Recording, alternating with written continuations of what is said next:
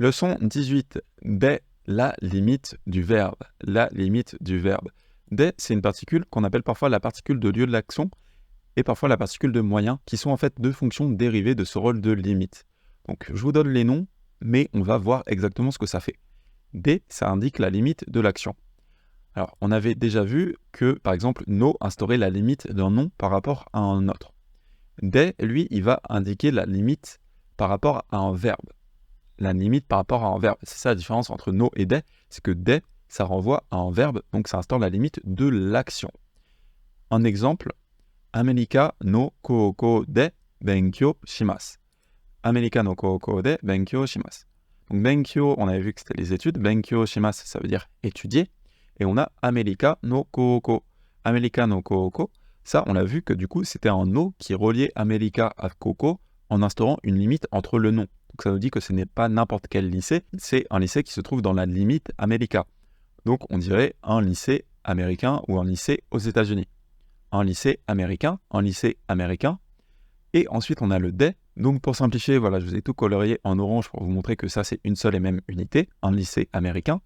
Et ensuite on a le dès. Le dès, il va instaurer une limite, mais cette fois-ci, ça ne va pas être la limite entre un nom et un autre nom, ça va être la limite entre un nom qu'il y a avant et un verbe qui vient après. Ici, notre verbe qu'on a après, c'est quoi? C'est benkyou shimasu. Donc ça nous indique la limite dans laquelle le verbe est effectué. Donc le verbe benkyou shimasu, étudier, est effectué dans la limite Amerika no kooko. Comment est-ce qu'on dirait ça en français? On dirait étudier dans un lycée américain. Étudier dans un lycée américain. Vous voyez que c'est la limite dans laquelle cette action se passe. Et c'est pour ça que parfois cette particule est appelée la particule de lieu de l'action. Là, on vient de voir que c'était le lieu de l'action. Parfois, c'est également appelé la particule de moyen. On va voir pourquoi tout de suite. On pourrait dire par exemple basse de iku. Donc basse, c'est le bus, basse, le bus, et iku, ça veut dire aller. Aller, c'est un verbe qui veut dire aller. L'élément à gauche, c'est l'élément qu'on appelle l'homme qui va. L'homme qui va, vous voyez en bas ici, on a l'homme, et ici on a un trait en plus. Du coup, cet élément, c'est un élément que vous verrez souvent, qui veut dire l'homme qui va. C'est un verbe qui se dit iku, et qui veut dire aller. Donc, basse de iku. Comment est-ce qu'on traduirait ça en français? On dirait j'y vais en bus. J'y vais en bus. Et c'est pour ça qu'on l'appelle parfois la particule de moyen. Maintenant, moi, pourquoi est-ce que je vous parle de ce rôle de limite? C'est parce qu'en fait, le rôle de limite inclut ces deux fonctions, et surtout que même si la particule de moyen, je trouve que c'est un bon moyen de l'appeler, le particule de lieu de l'action, vous allez voir que ça peut créer un petit peu la confusion plus tard. Donc, on va y revenir juste après. Mais pourquoi est-ce que, même en limite, ça marche?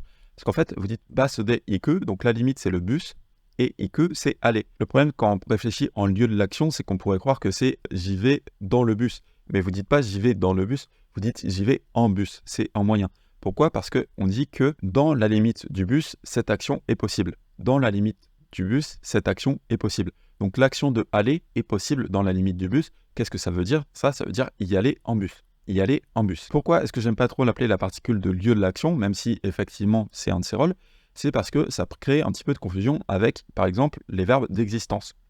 Parce que si vous dites gakko ni aru, on avait vu que c'était comme ça qu'on disait, par exemple, il y a à l'école, qu'on indiquait le lieu d'existence de quelque chose avec le ni, Et souvent, les explications classiques vous disent tout simplement que pour les verbes comme alu et elu, on utilise ni, et pour les autres verbes, on utilise de, sans vous expliquer pourquoi. Mais c'est parce qu'en fait, le rôle de ni et le rôle de sont très différents. En fait, on peut dire gakko de aru. Ça, c'est grammaticalement correct. Mais le sens n'a rien à voir. Si vous dites gakko de aru, ce que vous avez fait, c'est que vous avez fait une limite, gakko, et vous dites qu'à l'intérieur de cette limite, ça existe. Du coup, en français, on pourrait tenter de dire, ça veut dire que c'est quelque part. Mais non, ce que ça veut dire, c'est que si vous sortez de la limite de l'école, ça n'existe pas. Et ici, le petit piège, c'est que ce n'est pas une limite physique, c'est que c'est une limite conceptuelle.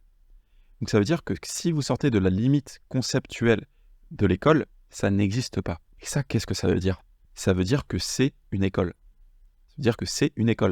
Puisque quand on est dans le concept d'école, ça existe, mais que quand on est en dehors du concept d'école, ça n'existe pas, ça veut dire que c'est une école. Et ça, DALE, il faut savoir que c'est la formulation littéraire de da. En fait, voilà, DALE, on peut voir DALE, da. Vous voyez que c'est extrêmement proche. Et dealimas, qui est la version polie, dealimas, des. Donc c'est pour ça que da et des sont très particuliers, même si à l'heure actuelle ils sont considérés comme des verbes, voilà, c'est vraiment très particulier, et de base, c'est vraiment en fait la formulation DALE.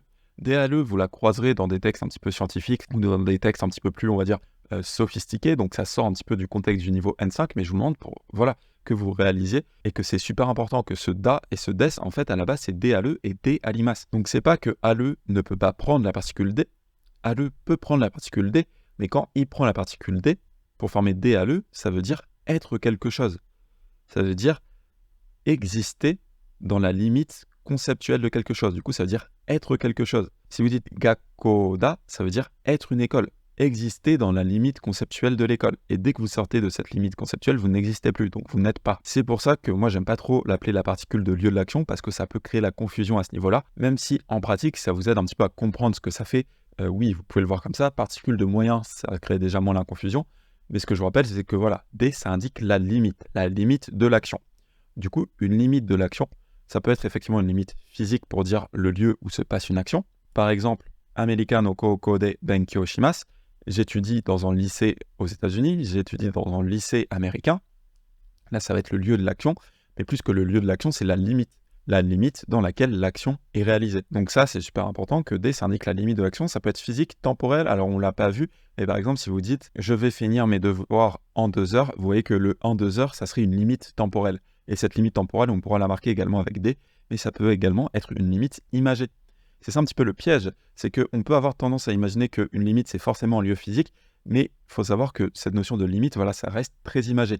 Donc ça peut indiquer une limite physique, mais ça peut également indiquer une limite imagée. On l'a vu par exemple avec ALE. Voilà, si on dit Gakko de ALE, c'est-à-dire exister en tant qu'école. Exister dans la limite de l'école, c'est exister en tant qu'école. Si ça vous aide à comprendre le fonctionnement de base, voilà, vous pouvez retenir que c'est le lieu de l'action ou la particule de moyen. Mais surtout, retenez bien que voilà, c'est la limite. Ça va vous aider vraiment par la suite à éviter de la confondre avec d'autres particules.